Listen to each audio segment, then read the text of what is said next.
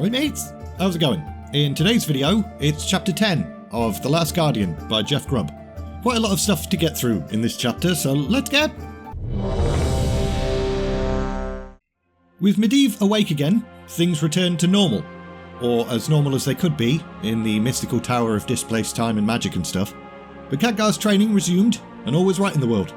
He learned how to control fire at will, summon lightning, cause small items to dance, but he also learned much more useful things, like a spell that allowed one to know when and how a man died, and the ability to either restore age to inanimate objects, or pull the youth from them. And as promised, Medivh also taught his apprentice the nature of protective wards. The Master Mage did disappear for brief periods every now and then though. He'd always leave instructions behind, but never an explanation as to where the bloody hell he was going. And every time he'd return, he'd always look like shit. But there was no further repeat of his comatose rest, so Khadgar figured whatever his master was doing, it probably had nothing to do with demons. Anyway, one evening, whilst studying in the library, Khadgar was disturbed by a whole bunch of commotion and loud noises, coming down from below, but also outside. By the time he reached the window, all he could see was a group of riders disappearing off into the distance. What was all that about, he thought. So he made his way down the tower to ask Morose. However, as he reached the lower levels of the tower, he saw Morose on his way up, escorting someone. Khadgar only caught a brief glance at the mysterious new person, clad in a black cloak, but they disappeared into a guest room before he could get any sort of real look at them. Other visitors? They were less careful. They're gone now. Whatever response the new arrival made, Khadgar didn't hear it, but Morose then closed the door to the guest room and turned to see the young apprentice coming towards him. A guest? Yep. Mage or merchant? Dunno. Didn't ask. The emissary didn't say. The emissary? Oh. So it's political then? For the mages? Assume so. Didn't ask. Not my place. We'll be told when we need to know. And with that, Morose buggered off, leaving Khadgar to stare at a closed door and wonder who the hell was behind it. For the next day, there was this real odd feeling in the tower.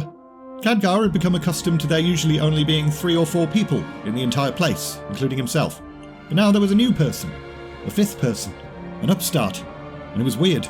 Didn't help that Medivh wasn't being very forthcoming with information. Khadgar tried to wait patiently to be told, tried dropping subtle hints like, so, what's new? But Medivh just looked him right in the eyes and told him to go and study, or practice his spells, or play on the motorway or something. So Khadgar stomped his way down the tower and racked his own brain, to see if he could figure out who the emissary could possibly be. A spy? For Lothar, perhaps? A member of the Order? That dick from the Kirin Tor that accused Khadgar of being responsible for these murders? Or maybe it was just someone else entirely, who hasn't actually appeared in this story yet. 'Twas frustrating, not knowing. 'Twas frustrating not being trusted by the mages. However, a thought then popped into Khadgar's head, a mischievous thought. So the young apprentice stomped his way further down the tower, until he reached one of the lesser used dining halls. He would not be discovered or disturbed here, and then he began casting his spell. Show me what's happening in Medivh's quarters. As the scene around him shifted, Khadgar almost immediately realised the spell hadn't exactly worked as planned again, because he wasn't in Medivh's quarters. He was in some completely random place he'd never seen before in his life, with some thin bloke, who he'd also never seen before in his life. Hey, you're awake. I've made breakfast. For a second, Khadgar thought this strange man was talking to him directly, but a woman then entered the scene, a woman he did recognise, Aegwynn.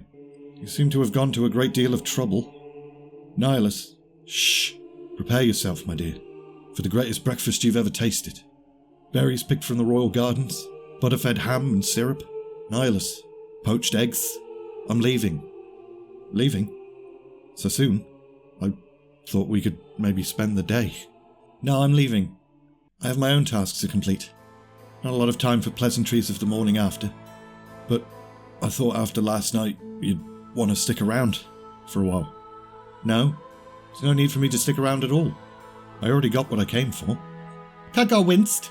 This wasn't going to be pretty. But wow. You, Nihilus Aaron, are an idiot. One of the mightiest sorcerers in the Order of Tirisfal, but an idiot. Hold on a minute. Surely you didn't think your natural charms alone brought me to your chamber? That your wit and sense of whimsy distracted me from our discussion of conjuration rites? You do realise that I wasn't impressed by your position as court conjurer like some simple village girl, yes? That seduction works both ways? You're not that big of an idiot, are you? Of course not. I just thought we might share a moment of breakfast. I'm as old as many dynasties. I got over my girlish indulgences early in my first century. I knew fully well what I was doing coming to your chambers last night. Aegwynn, I thought... You thought what? You thought that you, of all the Order, would be the one to finally charm and tame the Great Wild Guardian? That you could break her to your will, where all the others had failed, with parlour tricks? Come on now, Nihilus. You've wasted much of your potential as it is. Don't tell me that life in the royal court has corrupted you utterly. Leave me some respect for you. So if you weren't impressed, if you didn't want me, then why did we...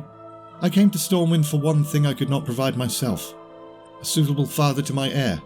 Yes, Nihilus Aaron, you can tell your fellow mages that you managed to bed the great and mighty Guardian.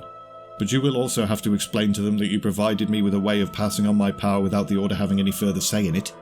I did. Oh, you bloody... The Order's going to be furious. Yep, they won't act against you, though. Don't worry. Just in case I truly do have some romantic interest in you. Take solace. Of all the mages, wizards, conjurers and sorcerers, you were the one with the most potential. Your seed will protect and strengthen my child and make him the vessel for my power. And when he's born and weaned, you will even raise him. Here. I know he'll follow my path, and I'm sure the Order would like a chance to influence him. Did you... Oh. Goodbye, Magna Aegwynn. Goodbye, Nihilus Aaron. It was... pleasant. And with that, Aegwynn buggered off, leaving Nihilus Aaron, Chief Conjurer to the throne of Azeroth, member of the Order of Tirisfal, and now father to the future Guardian Medivh, stood in his kitchen, all on his lonesome. The vision then faded around Khadgar, and as it did, a noise from behind startled the young apprentice, followed by the soft scraping of a cloak and the cloppity-clop of someone choosing it. Khadgar turned and caught a flash of the emissary's cloak exiting the room, so he gave chase. And soon enough, he caught up with the cloaked figure, grabbed the fabric, and yanked. The mages will want to know your spy... Khadgar's mouth then dropped, wide open, as he saw the person beneath the cloak. Orc? The emissary went ahead and kicked Khadgar right in the balls, and as we all know, that pretty much stops a man from being able to do or say anything. However, Morose then appeared from around a corner. You alright, emissary? Never better. Needed a little exercise. The whelp was kind enough to oblige. Khadgar had absolutely no idea what the hell was going on, but he managed to spit out some words. Morose, this woman is the emissary, guest of the mages. He wants to see you, by the way. Khadgar pulled himself to his feet and looked sharply at the female orc.